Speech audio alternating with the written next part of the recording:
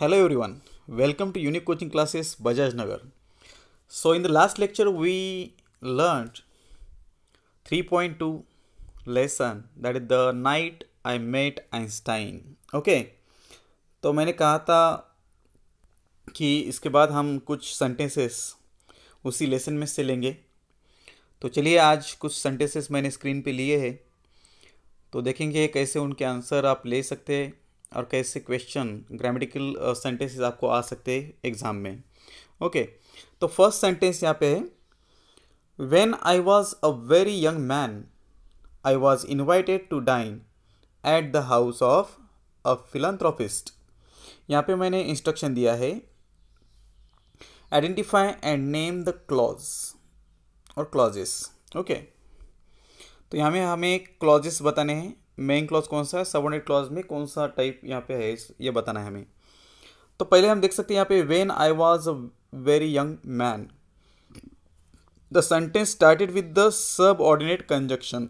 यहाँ पे subordinate conjunction कौन सा है, व्हेन है। तो व्हेन क्या बताता है, तो टाइम बताता है, और ये एक इनकम्प्लीट सेंटेंस है, कंप्लीट मीनिंग नहीं दे रहा है। मगर यहाँ पे आप देख सकते हैं, I was invited to dine at the house of philanthropist. ये पूरा सेंटेंस है, कंप्लीट सेंटेंस है, and whenever the any sentence is giving complete meaning, so that time is called as a main clause. तो दूसरा जो sentence है वो main clause का है, और जो पहला सेंटेंस है when I was a very young man, ये टाइम बता रहा है इसलिए, और ये तो सबऑर्डिनेट कंजक्शन से शुरू हुआ है, तो इसलिए ये सबऑर्डिनेट क्लॉज है। मगर सबऑर्डिनेट क्लॉज में कौन सा टाइप है ये, तो यहाँ पे हम लिख सकते हैं subordinate adverb clause of time. Okay, तो पहला टाइम का है और दूसरा मेन क्लॉज है। चलिए आगे बढ़ते हैं। Second sentence I have given here, I am arranging the chairs for concert my hostess said right in reported speech. Means indirect speech आपको करना है। तो आप यहाँ पे देख सकते हैं रिपोर्टर कौन है, माई होस्टेस है, said is the reporting verb है, और रिपोर्टेड स्पीच जो है वो है I am arranging the chairs for a concert. Okay, यहाँ पे my hostess which is a reporter we can write at the beginning of the sentence, वो side sentence के बिगिनिंग में आता है। फिर आएगा रिपोर्टिंग वर्ब, वो है said as it is. Okay, said में कुछ भी चेंज नहीं होगा क्योंकि यहाँ पे लिसनर प्रेजेंट नहीं है, इसलिए said as it is can be taken. Reported speech जो है ये एक एसरेटिव सेंटेंस है। तो एसरेटिव सेंटेंस अगर है तो हम कनेक्टिव कौन सा देते हैं, दैट देते हैं। तो मैंने यहाँ पे दैट ले लिया, माई hostess said that.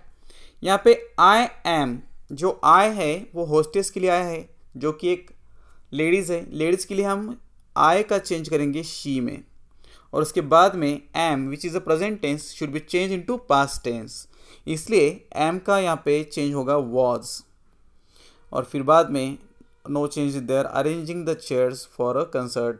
Means actually ऐसा कौन सा ही वर्ड नहीं हो उसे हम चेंज कर सकते। तो पूरा आंसर है my hostess said that she was arranging the chairs for a concert. Next third number question है, I did not understand classical music change the voice. अगर हम देखिए यहाँ पे तो क्लासिकल म्यूजिक ऑब्जेक्ट है, understand is the first form of the verb, I is a subject, and यहाँ पे डिड नॉट एक हेल्पिंग ऑफ आया है। तो हम देखते हैं पैसिवाइज हमें करना है। अगर पैसिवाइज करना है तो actually we should start the sentence with object. So object कौन सा है यहाँ पे, क्लासिकल म्यूजिक। यहाँ पे मैंने क्लासिकल म्यूजिक ले लिया, और उसके बाद में कहा गया है कि to be is helping of should be there. अब यहाँ पे डिड नॉट आया है, ये तो टू डू का हेल्पिंग ऑफ है। तो डिड नॉट क्या बताता है, सिंपल पास्ट टेंस बताता है। तो सिंपल पास्ट टेंस है सेंटेंस में, अगर सिंपल पास्ट टेंस है तो हम पैसिव वॉइस में ऑब्जेक्ट के बाद में वॉज और वर इसमें का एक लेते हैं। तो यहाँ पे हम लेंगे वॉज, और उसके बाद में जो नॉट है वो नॉट निगेटिव हम वैसे के वैसे ही रखेंगे। मीन्स सेंटेंस होगा classical music wasn't, then the past participle of the verb understand can be change into understood, and उसके बाद में बाय लेके सब्जेक्ट एक प्रोनाउन है, इसलिए I will change into me. पूरा आंसर है classical music wasn't understood by me. चलिए अगला sentence 4 number, I saw a very famous face, make an exclamatory sentence. तो यहाँ पे एक्सक्लेमेटरी सेंटेंस बनाना है। तो पहली तो बात है कि आई सब्जेक्ट है, सॉ इज अ वर्ब है, फेमस इज एन एडजेक्टिव और फेस इज अ नाउन। कहा गया है कि अगर सेंटेंस में एडजेक्टिव प्लस नाउन दोनों आते हैं तो हमने सेंटेंस व्हाट से शुरू करना है। ओके, अगर सिर्फ एडजेक्टिव है तो हाउ से शुरू होगा, और एडजेक्टिव प्लस नाउन दोनों है तो व्हाट हम eight the beginning of the sentence ले सकते हैं। उसके बाद में कहा गया है कि एक्चुअली जो भी सेंटेंस में very, a very, great, a great, ये जो सेंटेंस में आते हैं रियली, ये हमें निकाल देने हैं और पहले क्या लेना है एडजेक्टिव। तो एडजेक्टिव यहाँ पे लेंगे हम अ फेमस, उसके बाद में noun what a famous face, and उसके बाद में subject and verb, subject and verb I saw. तो सेंटेंस है पूरा what a famous face I saw exclamatory mark। 5 number question is here, I do not know anything about Bach, I said, rewrite in reported speech। I said that, अब इसे क्या करना है हमें reported speech में बदलना है। तो यहाँ पे आई एंड सेड, आई एक रिपोर्टर है और सेड एक रिपोर्टिंग वर्ब है, और I do not know anything about back it's a reported speech. तो मैं यहाँ पे बिगिनिंग में क्या करूँगा, I said as it is लूँगा। रिपोर्टेड स्पीच एक एसरेटिव सेंटेंस है, इसलिए हम वहाँ पे क्या करेंगे दैट कनेक्टिव लेंगे। उसके बाद में आई डू नॉट, यहाँ पे आई आया है रिपोर्टर के लिए, आई के लिए ही, means if the reporter is I so that time I me my will not have any change. Means यहाँ पे आई का कुछ भी चेंज नहीं हो सकता, I can be return as it is, क्योंकि रिपोर्टर ही आई है। हाँ, यहाँ पे अगर ही और शी होता तो हम ही और शी यहाँ पे ले सकते थे। डू नॉट जो एक प्रेजेंट टेंस है, सिंपल प्रेजेंट टेंस है, उसे हम past tense, simple past tense में बदलना है, तो हम यहाँ डू नॉट का क्या करेंगे डिड नॉट लेंगे। और बाकी सेंटेंस में ऐसा कौन सा भी वर्ड नहीं है जो जिसे हम चेंज कर सकते हैं, इसलिए एज इट इज़ आपको लिखना है I did not know anything about Bach. Okay, done. 6 number का क्वेश्चन है यहाँ पे, he asked what kind of music do you like, rewrite using indirect narration. अब यहाँ पे he ask which is a reporter and the reporting verb, what kind of music, यहाँ पे what which is a showing WH question. तो WH question अगर आता है तो व्हाट जो एक डब्ल्यूएच वर्ड है वही हम कनेक्टिव लेंगे। तो वैसे ही हम यहाँ पे लिख के लेंगे what kind of music.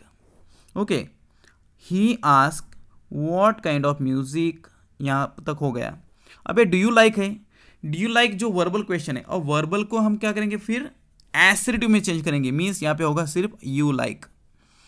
You किसके लिए आया है, जो भी सामने व्यक्ति है उसके लिए आया है, और हम जानते हैं कि सामने कौन थे, राइटर थे, तो वहाँ पे ही यू का चेंज होगा he, and like which is a simple present tense should be change into simple past tense, that is liked.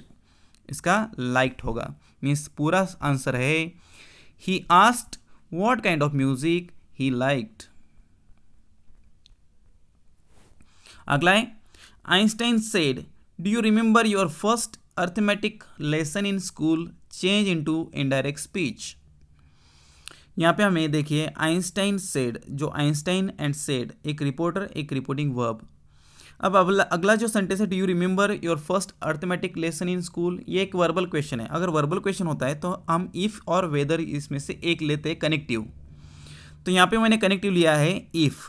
Okay, अब यहाँ पे पहले इस सेंटेंस को चेंज करना है हमें एसरेटिव में, तो ये डू निकाल देंगे और सेंटेंस हो जाएगा you remember your first arithmetic lesson in school. तो ये यू किसके लिए है, तो राइटर के लिए, राइटर एक जेंट्स है, इसलिए यू का चेंज होगा ही।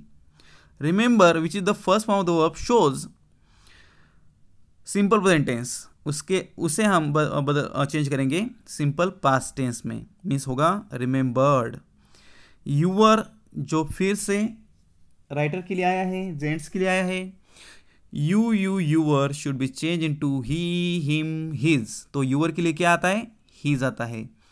तो his first arithmetic lesson in school, तो पूरा आंसर यहाँ पे होता है Einstein said if he remembered his first arithmetic lesson in school. Next one is there, I was going to say something ordinary so that I could get out of the situation। यहाँ पे आपको करना है begin with in order to। आपको इस sentence की शुरुआत करनी है in order to से। अब मैं पहले एक बात बता दूं कि ये एक कॉम्प्लेक्स सेंटेंस है। I was going to say something ordinary एक मेन क्लॉज है, और so that I could get out of the situation ये एक सबऑर्डिनेट क्लॉज है। तो कभी भी याद रखिए यहाँ पे कंजक्शन जो आया है उसे हमें निकालना है और सेंटेंस की शुरुआत करनी है इन ऑर्डर टू। तो इन ऑर्डर टू मीन्स हमें पहले रिजल्ट लिखना है। यहाँ पे रिजल्ट कौन सा है? To get out of the situation. Okay, तो पहले हम यहाँ पे लिखेंगे इन ऑर्डर टू, और दूसरा सेंटेंस में का जो पार्ट है वर्ब से लास्ट तक gate out of the situation लिख लेंगे, और उसके बाद में कॉमा देके पहला सेंटेंस लिख लेंगे I was going to say something ordinary, और सो दैट को निकाल देंगे। तो सेंटेंस है पूरा in order to get out of the situation, comma I was going to say something ordinary. अगर इसी सेंटेंस के बारे में हम अगर बात करेंगे, अगर आपको कहा गया कि आइडेंटिफाई द क्लॉजेस, तो यहाँ पे I was going to say something ordinary ये मेन क्लॉज है, और जो भी सेंटेंस सो दैट से शुरू होता है, सो दैट जो कि कनेक्टेड है, कनेक्टिव यहाँ पे काम कर रहा है, तो एक पर्पस है। तो यहाँ पे आप लिख लेंगे सब ऑर्डिनेट क्लॉज, सब ordinate adverb clause of purpose. Okay, next one is here 9 number का सेंटेंस है he got up and turn off the gramophone. यहाँ पे आप देख सकते हैं कि आपको कहा गया है कि rewrite as a simple sentence लिखना है, मीन्स एक ही प्रॉपर सेंटेंस यहाँ पे होना चाहिए, एक ही सब्जेक्ट होना चाहिए और एक ही प्रॉपर वर्ब यहाँ पे होना चाहिए।